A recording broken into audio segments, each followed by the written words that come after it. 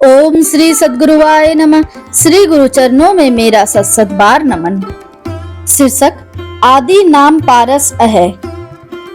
जैसे सोने में सुहागा डाल दिया जाए तो सोने का मैल कट जाता है और सुवर्ण चमकदार साफ सुथरा हो जाता है, उसी तरह चेतन रूपी जीव में देहाध्यास के कारण, जड़ शरीर में आसक्त हो जाने के कारण, वासनाओं से आक्रांत हो जाने के कारण जो मलिनता आ गई है उसे सार शब्द दूर कर देता है।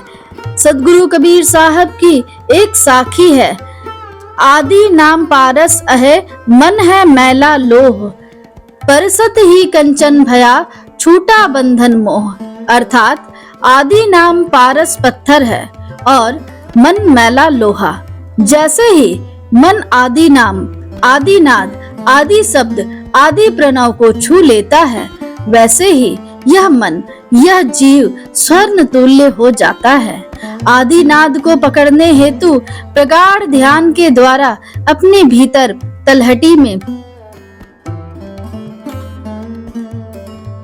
उतरना होगा। तलहटी में आदि नाद की डोर पकड़ में आ जाएगी। इसका विशेष विस्तार से वर्णन अध्यात्म का आश्चर्य नामक पुस्तक के दूसरे शब्द के तीसरे खंड में देखा जा सकता है। समयाभाव के कारण आज पुनः उस पर विचार नहीं किया जा सकता।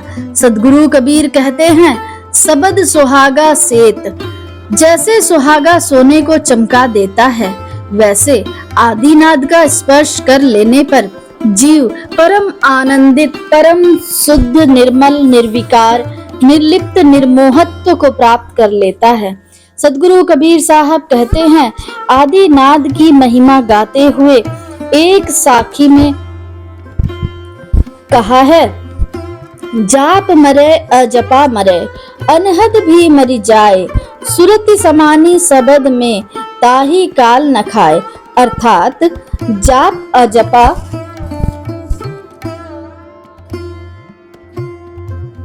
अनहद आदि सभी नाशवान हैं, परंतु सुरति सार शब्द में समाकर आत्म स्थित हो जाती है, तब उसे काल नहीं खाता।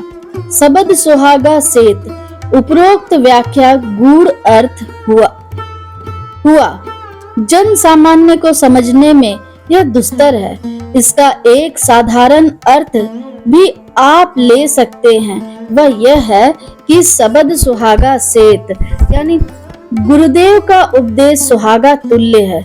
उसका स्पर्श करो, उसे सुनो, सत्संग में बैठो, गुरु महाराज के उपदेशों को अपने जीवन में धारण करो।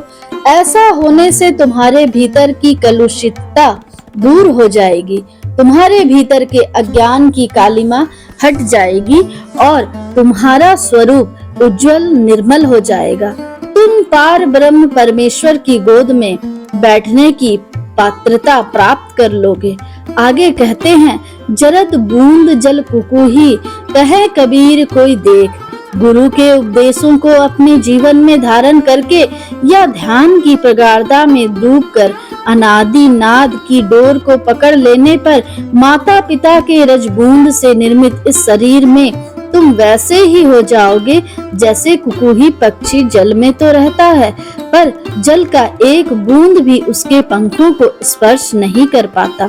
जल में रहते हुए भी कुकुही पक्षी जल से असंग होता है, वैसे ही तुम भी शरीर में रहते हुए भी शरीर से असंग रहोगे। शुभम भवतु, मंगलम भवतु।